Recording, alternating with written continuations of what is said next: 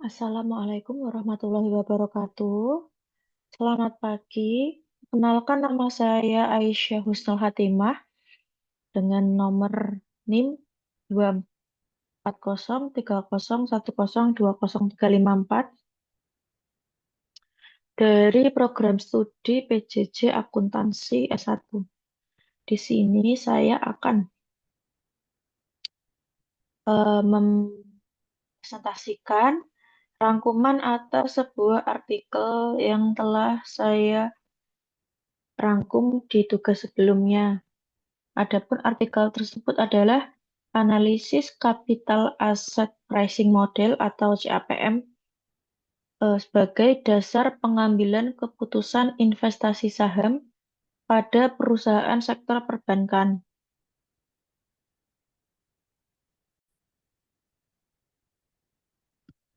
Kemudian yang saya rangkum ya ini yang pertama terkait objek penelitian. Jadi penelitian ini berfokus pada analisis saham di sektor perbankan yang terdaftar di Bursa Efek Indonesia. Analisisnya menggunakan metode CAPM. Objek yang diteliti yakni mencakup 34 perusahaan perbankan yang dipilih berdasarkan teknik purposive sampling dengan periode analisis dari Juli 2020 hingga Juni 2022. Perlu diingat bahwa pada periode ini terjadi pandemi COVID-19 sehingga tentunya hal tersebut akan mempengaruhi proses penelitian ini. Apa masalah dari penelitian ini? Yakni masalah utama dari penelitian ini yakni bahwa tidak semua investor mampu mengelola investasi saham mereka secara optimal dan mendapatkan keuntungan yang diharapkan. Hal ini terjadi karena banyak investor melakukan kesalahan dalam memilih saham, terutama dalam menilai resiko dan tingkat pengembalian investasi atau return.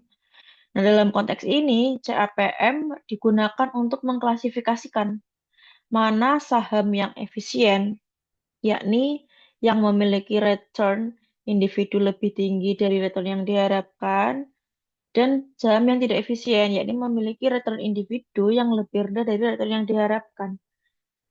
Sehingga investor ini membutuhkan panduan yang lebih jelas nih untuk mengurangi risiko dan meningkatkan keuntungan dalam investasi. Namun ya di penelitian dibatasi ya hanya untuk perusahaan perbankan tadi. Nah, tujuannya apa?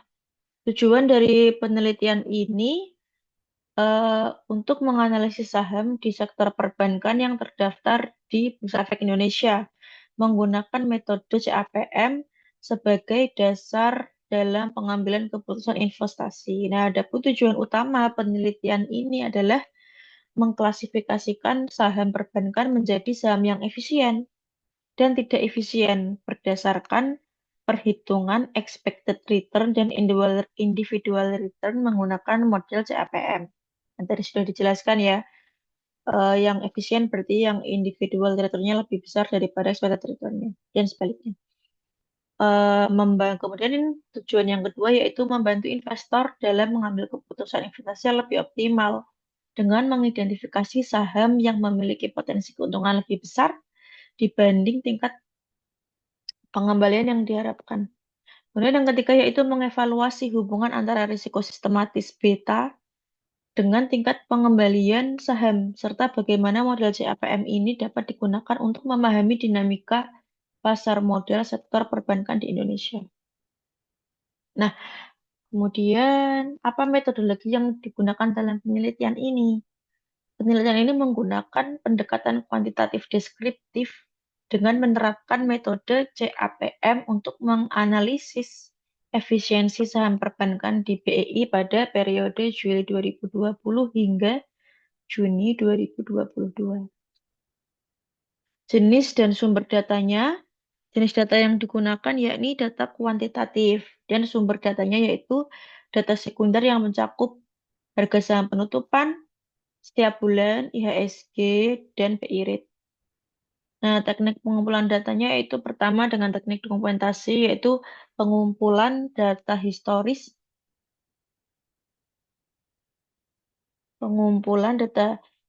harga saham dari laporan keuangan perusahaan dan BEI. Kemudian tekniknya juga studi pustaka, yaitu menggunakan referensi dari penelitian terdahulu terkait CAPM dan pengambilan keputusan investasi. Adapun populasinya dan sampelnya yaitu perusahaan sektor perbankan yang terdaftar di BEI dalam periode penelitian. Sampelnya yakni 34 perusahaan perbankan yang dipilih dengan teknik purpose sampling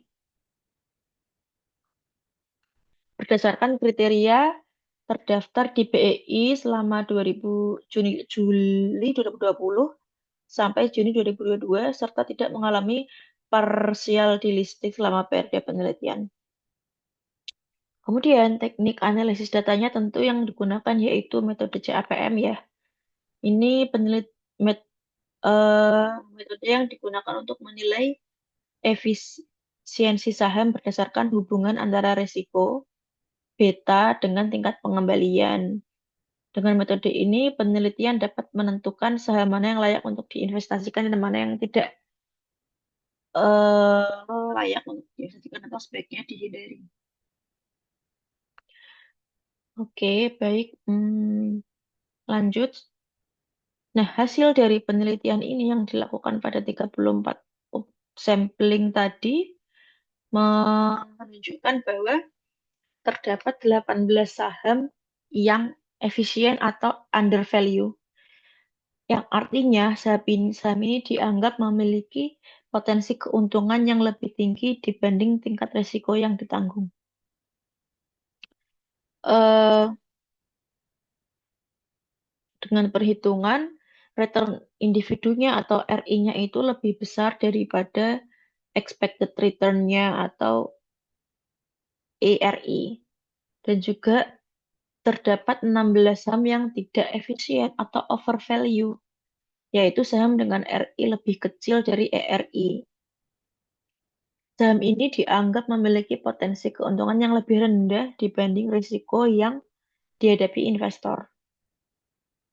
Kemudian selain itu juga terdapat hasil bahwa saham dengan kinerja terbaik yakni saham Alobank Indonesia dengan return individu 25,23% dan beta 6,6166 menunjukkan saham ini sangat agresif dan memiliki tingkat risiko yang tinggi tentu dengan return yang tinggi pula. Expected return BBHI sebesar 8,24 menjadikannya salah satu saham paling menguntungkan dalam penelitian ini. Kemudian saham dengan uh, return individu terendah jatuh kepada PT Mayapada International Tbk, memiliki rata-rata return individu minus 5,79 menjadikannya sebagai salah satu saham dengan kinerja terburuk.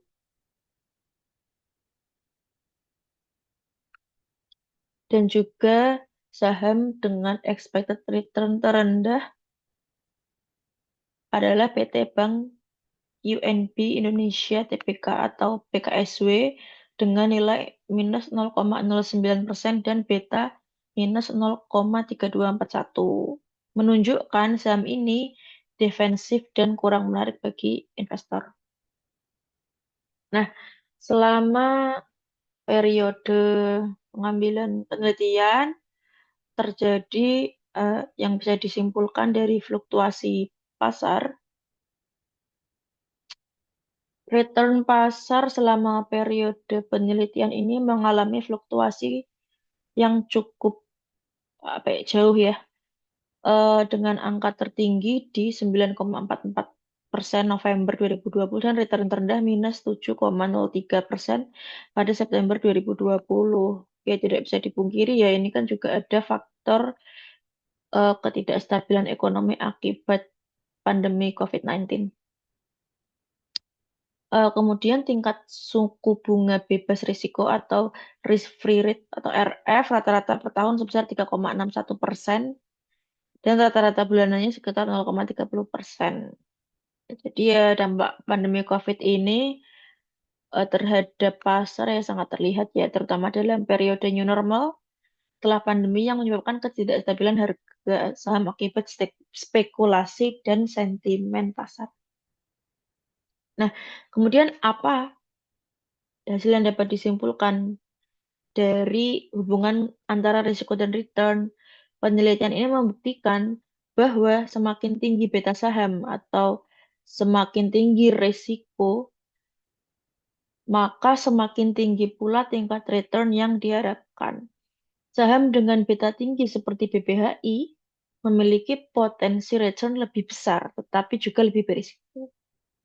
Begitu juga dengan saham dengan beta yang rendah atau agresif seperti rendah atau negatif seperti BKSW cenderung memberikan returnnya lebih kecil atau bahkan negatif, menunjukkan karakteristik saham defensif.